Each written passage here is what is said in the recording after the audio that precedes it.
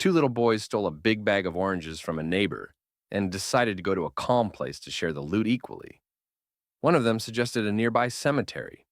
As they were jumping the big gate to enter the cemetery, two oranges fell out of the big bag, but they didn't bother to pick them since they had enough in the bag. Few minutes later, a drunkard on his way from a bar passed near the cemetery gate and heard a voice saying, "One for me, one for you. One for me, one for you." He immediately sobered up and ran as fast as he could to a church nearby. For the priest, "Father, please come with me. Come and witness God and Satan sharing corpses at the cemetery." They both ran back to the cemetery gate, and the voice continued, "One for me, one for you, one for me, one for you."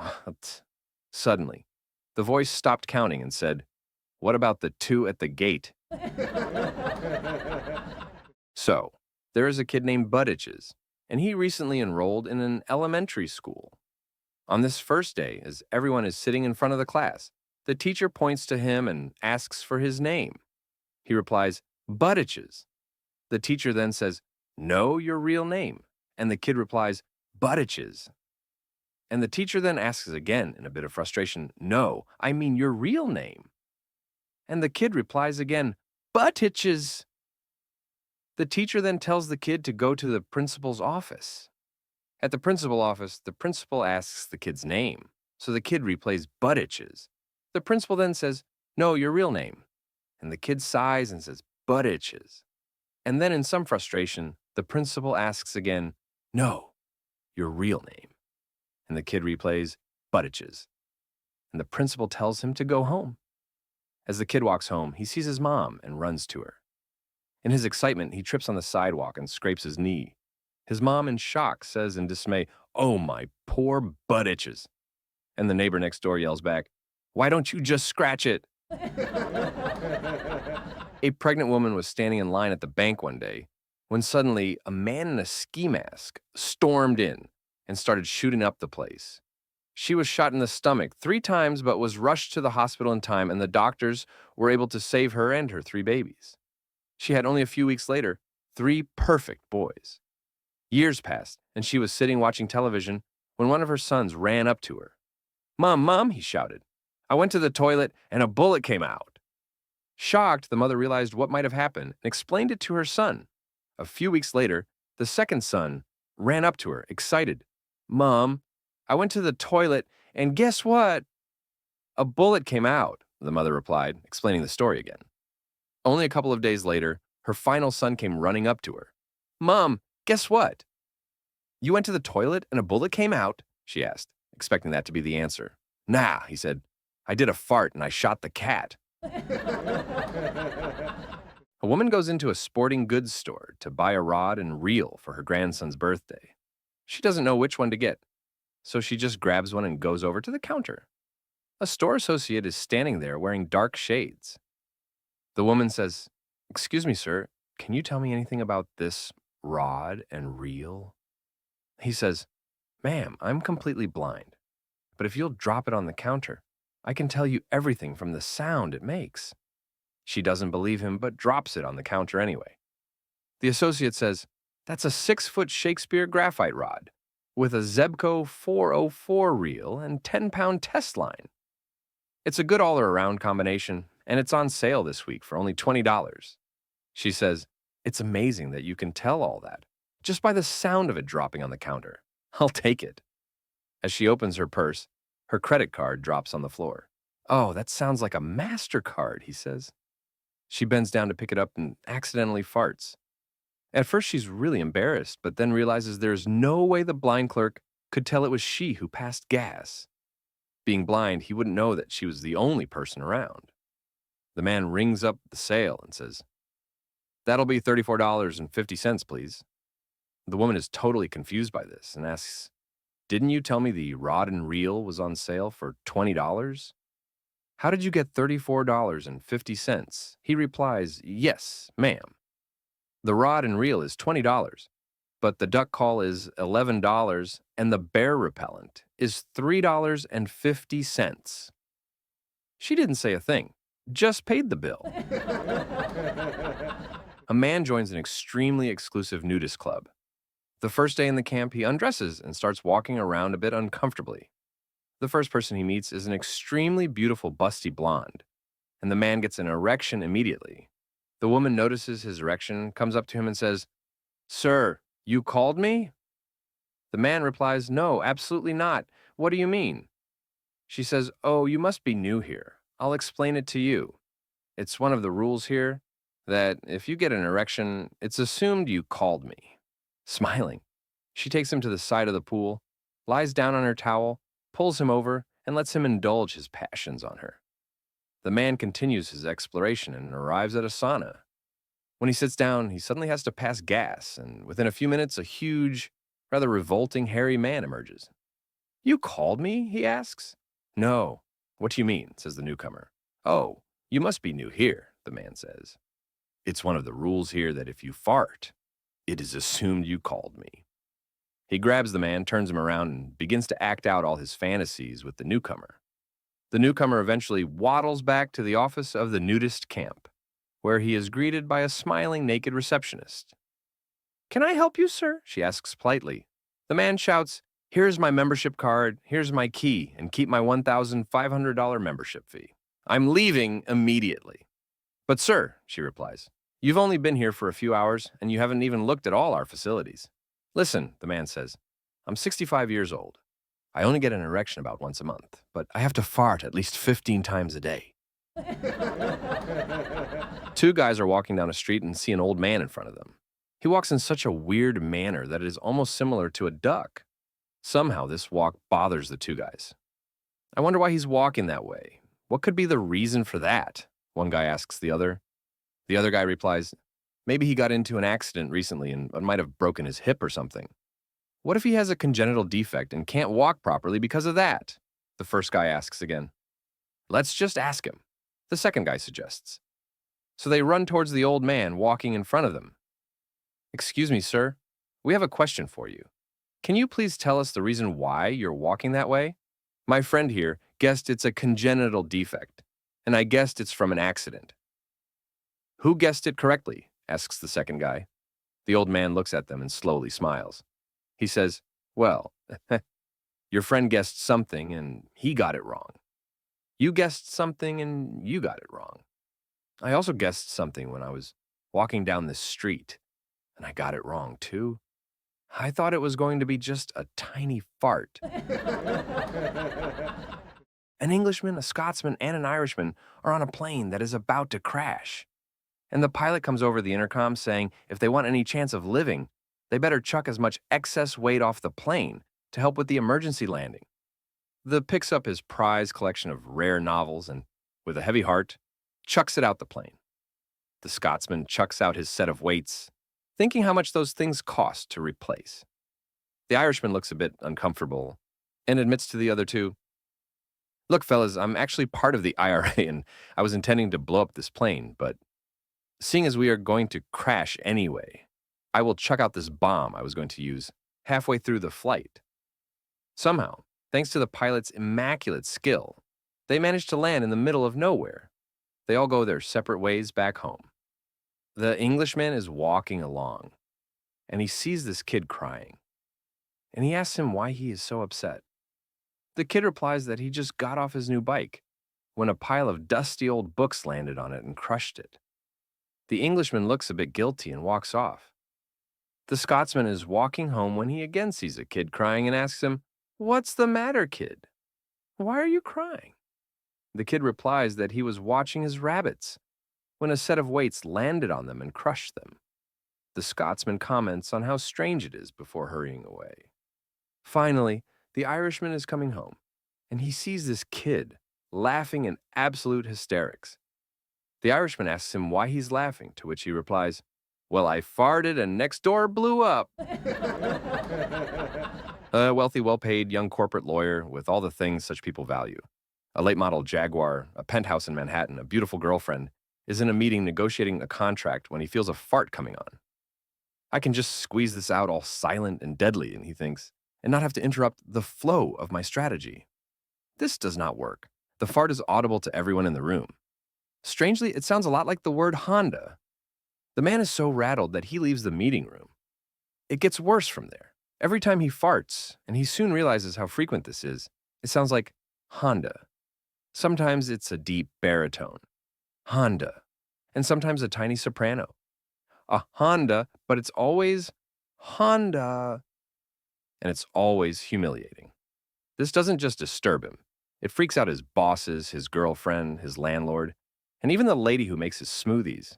He's an embarrassment to all of them. Within months, he's been evicted, dumped, and fired. His Jag has been repossessed. He spent all his savings first on doctors, and then on faith healers and alternative medical professionals, with no success. No one can cure him.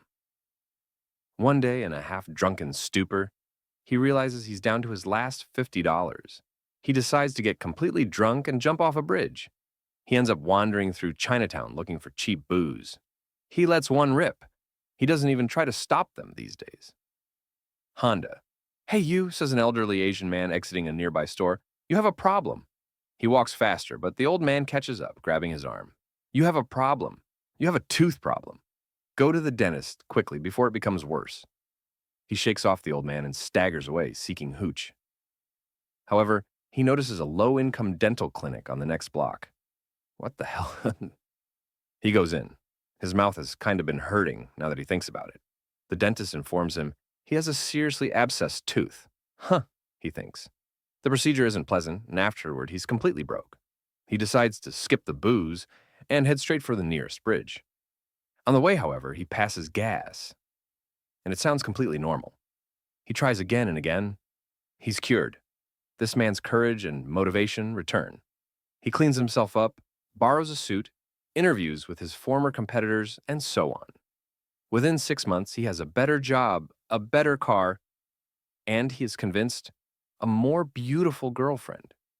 Eventually, it dawns on him that he owes his recovery to the old Asian man. He buys the biggest gift basket he can find, hides a bunch of cash inside, and heads for Chinatown. He finds the store, locates the old man inside, and tries to give him the basket. The old man refuses, saying, "It was nothing. Where I come from, everyone knows this." "Knows what?" asked the lawyer. "Abscess makes the fart go Honda." A foreigner enters a country and gets a taxi. On his way to the hotel, he points at a tall building and asks the driver, "How long did it take to build that building?" The driver responds, 2 years. 2 years? "In my country, it would have taken only 2 months, the foreigner said. After a while, the foreigner again asked, "How long did it take to build that building?" Pointing at a taller building. The driver responds, 3 years. 3 years. "In my country, it would have taken only 1, the foreigner said. Some more time passes. The foreigner again asked, "How long did it take to build that building?" Pointing at the tallest building. The driver, feeling his country's reputation on the line, said, 1 month. The foreigner, not to be outdone, said, 1 month. "In my country, it would have taken only 15 days. A few minutes later, they passed by the country's tallest, most famous building. The foreigner naturally asks, "How long did it take to build that building?" The driver sighs and says, "How do I tell you this?" The foreigner looks confused and asks, "Tell me what?" The driver says, "On my way to the airport this morning, there was no building there." After months of reading up on clean eating, antioxidants, gut health, and all things leafy and green, he'd taken it upon himself to spread the gospel of wellness to anyone who'd listen, or couldn't run away fast enough. So, when he met his old mate Rick for lunch one afternoon, it didn't take long for the conversation to turn kale deep. "I'm telling you, Rick," James said, placing a modest salad and a small, unsweetened green tea on the table. "You really are what you eat. Clean food, clean body, clean mind." Rick grinned and took a loud bite of his fried chicken sandwich. "If that's true, then I must be delicious." Next to the sandwich sat a towering pile of fries doused in extra salt and a large Coke that could float a canoe. As they settled in, James suddenly realized something. Forgot a fork. "Be right back," he said, heading toward the utensil station. That's when Rick's inner prankster twitched. With a mischievous glint in his eye, he He reached for one of his many salt packets, tore it open, and stealthily dumped it into James's green tea. He gave it a gentle swirl and sat back, trying to keep a straight face. James returned, sat down, and, still mid-lecture, about the benefits of flax seeds, took a confident sip of his tea. The reaction was immediate. He gagged, choked, and spat the tea across the table like a sprinkler gone rogue. "What the hell did you do to my tea?" James sputtered, glaring at Rick, eyes watering. Rick leaned back, raised an eyebrow, and said with a grin, "Didn't you say you are what you eat? Looks like this little prank just made you a bit salt tea." Josh was out for a casual afternoon walk when he spotted his old friend Michael power walking down the sidewalk, arms overflowing with shopping bags and eyes darting around like he was fleeing a crime scene. "Whoa, Michael," Josh called out. "You all right? You look like you're being chased by your groceries." Michael stopped, took a deep breath, and set the bags down with a dramatic sigh. "I just got back from that new high-tech supermarket they opened in the industrial district." Josh perked up. "Oh, yeah? I've heard it's supposed to be amazing, like the future of shopping or something." Well, Michael hesitated, glancing warily at one of his shopping bags. "Yeah, kind of." Curious, Josh raised an eyebrow. "What do you mean?" Michael launched into an animated description, gesturing wildly as he spoke. "Okay, so you walk in, and it's not like any store you've ever seen. The place is designed to feel authentically organic. I'm talking next-level immersion. In the milk aisle, you can hear cows mooing. There's even this faint scent of hay and, well, barn." Josh chuckled. "No way." "Oh, just wait," Michael said. "The egg section? Chickens clucking. Straw on the shelves, soft coop sounds playing overhead like a farm lullaby. And the produce section?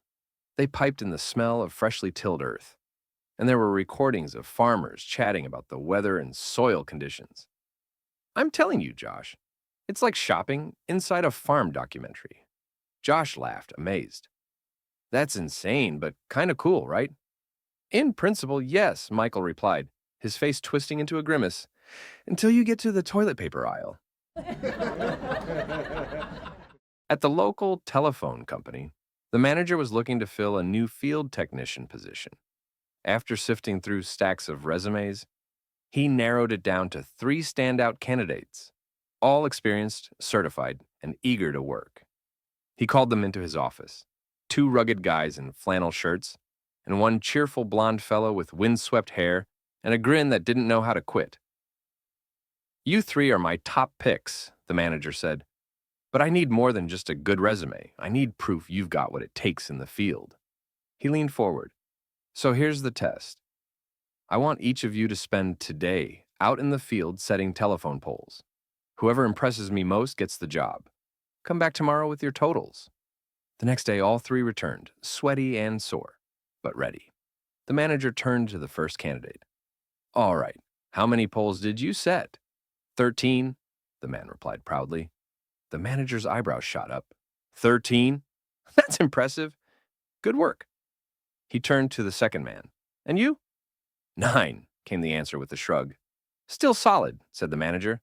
"Not as many as the first, but respectable." Finally, he looked at the blond fellow. "And you? How many did you manage to set?"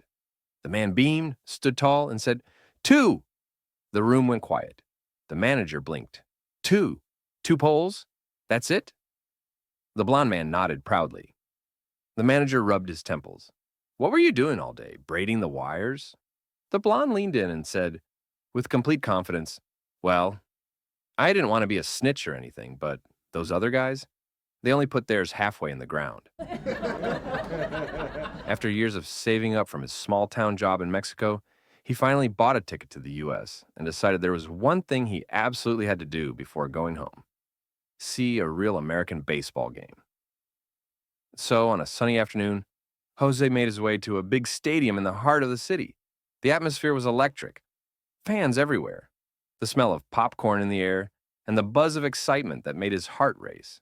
But when he reached the ticket window, his face dropped. "Sold out," the clerk said. Disappointed but not defeated, Jose looked around, determined to catch at least a glimpse of the action. That's when he spotted a tall flagpole near the edge of the stadium. With the resourcefulness only a true baseball fan could muster, He climbed it, slowly but surely, until he had a perfect view of the field. He stayed up there for the whole game, watching, cheering silently, soaking in the dream. When he got back home to Mexico, his whole family gathered around, eager to hear about his big adventure. "So, Jose," his mother asked, "tell us, what was it like? What happened at the game?" Jose's face lit up. "Oh, Mama, America's the most beautiful country in the world. The people are so kind." "What do you mean?" his cousin asked. "Well," Jose said, puffing out his chest, "before the game even started, everyone in the stadium stood up, looked right at me, and they all shouted, 'Jose, can you see?'" A proud Texan was visiting London on a business trip, and with a day to spare before flying home, he decided to do some sightseeing. He hailed a black cab outside his hotel. "Take me around the city, would you?" he said, leaning back with a smile. "I want to see all them famous landmarks." The cabbie tipped his cap. "You got it, mate." As they rolled along the streets of London, they soon passed the towering clock face of Big Ben. The cabbie gestured proudly. "That's Big Ben. Iconic, eh? Took 15 years to build that beauty." The Texan gave a loud snort. 15 years? You gotta be kidding me. In Texas, we'd build something twice as tall in half the time. The cabbie smirked and kept driving. Next up, they crossed the majestic Tower Bridge. "Built that in 8 years, the cabbie said with a hint of pride. 8 years? The Texan laughed.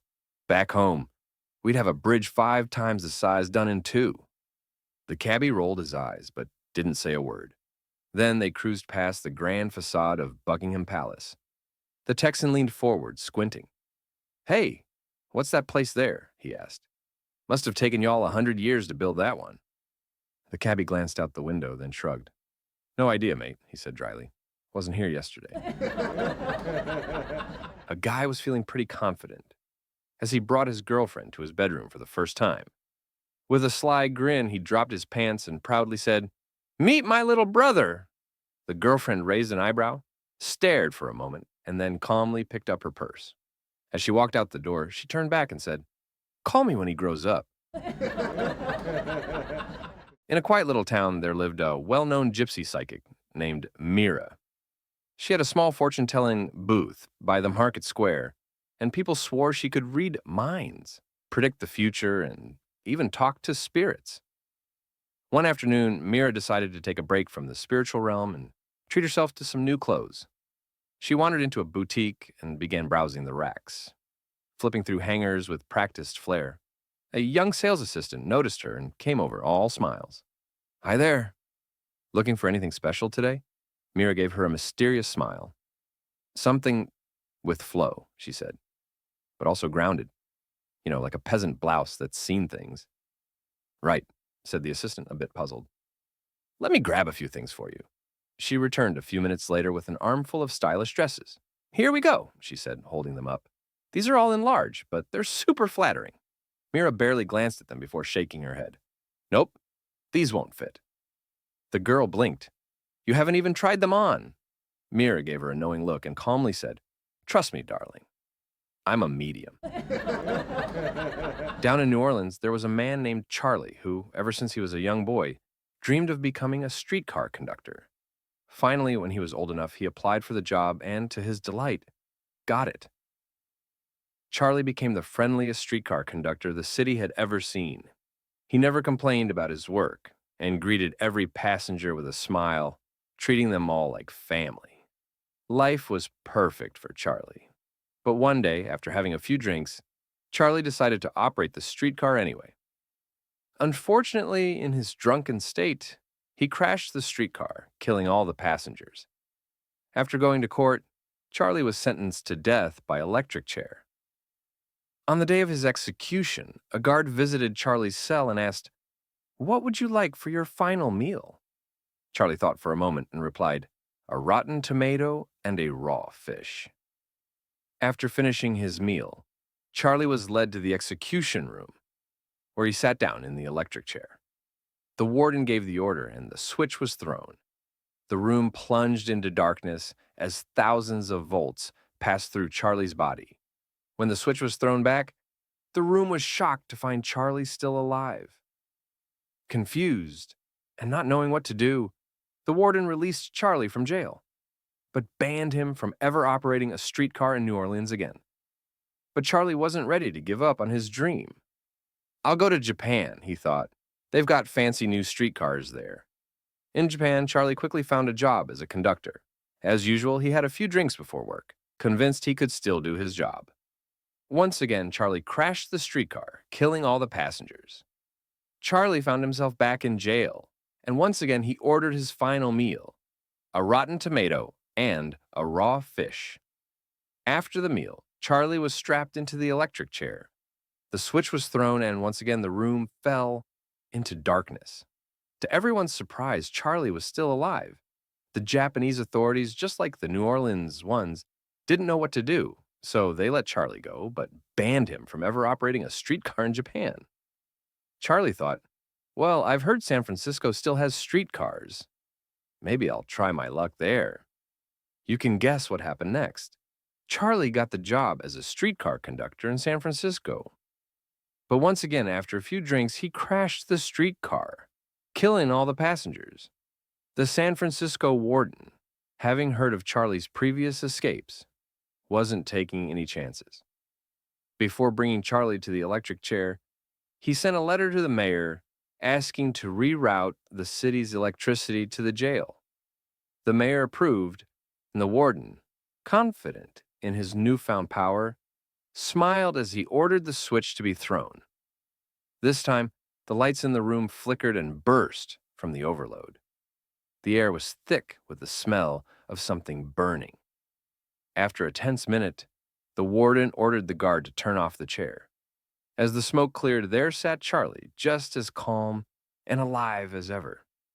The warden, now distraught and frustrated, told Charlie, "Get out of my sight." Tired of the constant cycle, Charlie finally decided maybe being a streetcar conductor wasn't for him after all. He made his way back to New Orleans and met his old friend Thibodeau at a bar. After a few minutes of small talk, Thibodeau, curious, asked, "Charlie, everyone's heard about the electric chair incidents. How did you survive all those jolts of electricity? Was there something about you that made you resistant to it?" Charlie took a deep breath, looked at Thibodeau, and with a smile said, "I don't know, Thibodeau. I guess I was just a bad conductor." A man burst through the doors of a local clinic, yelling at the top of his lungs, "Doctor! Doctor! You've got to help me! I've been stung by a bee." The doctor, calm and experienced, looked up from his clipboard. "Don't worry, sir. I'll just put some cream on it." The man looked puzzled. "Cream? For what? That bee must be halfway to the next town by now." The doctor sighed. "No, I mean, I'll put cream on the place you were stung." "Oh," said the man, nodding. "It happened in the garden behind my house." The doctor pinched the bridge of his nose, patience thinning. "No, no. I meant where on your body were you stung?" "Oh, that makes more sense," said the man. "It got me right on my finger. It hurts like crazy." "Which one?" asked the doctor. The man threw up his hands, exasperated. "How should I know? All the bees look the same to me." Exhausted by the noise and pace of modern life, a successful businessman decided he needed a complete change. Craving peace, purpose, and simplicity, he journeyed far into the mountains and arrived at a quiet, centuries-old monastery. As he passed through the arched stone gates, he breathed deeply, taking in the scent of pine and incense. Robed monks moved silently through the courtyard, tending to gardens and sweeping pathways. The air was still, and for the first time in years, he felt calm. "This," he whispered to himself, "is the escape I've been longing for." But as he explored deeper into the monastery, his serenity started to unravel. In the study hall, rows of monks sat not with scrolls, but with glowing laptops. In a quiet alcove, one monk tapped away at a tablet, earbuds in. Another was clearly on a Zoom call. Confused and slightly betrayed, the man sought out the abbot. He found him in a candlelit chamber, sitting serenely behind a wooden desk, texting on a smartphone. The abbot looked up with a kind smile. "Welcome, traveler. You seem troubled." "I am," the man admitted. "I came here expecting a retreat from the distractions of the world. Emails, devices, constant connection. But here, It's everywhere. The abbot folded his hands. Ah, you noticed the devices. Yes, the man said. Tell me, is it now acceptable for monks to spend their days answering emails? The abbot chuckled softly. Of course, my friend, so long as there are no attachments.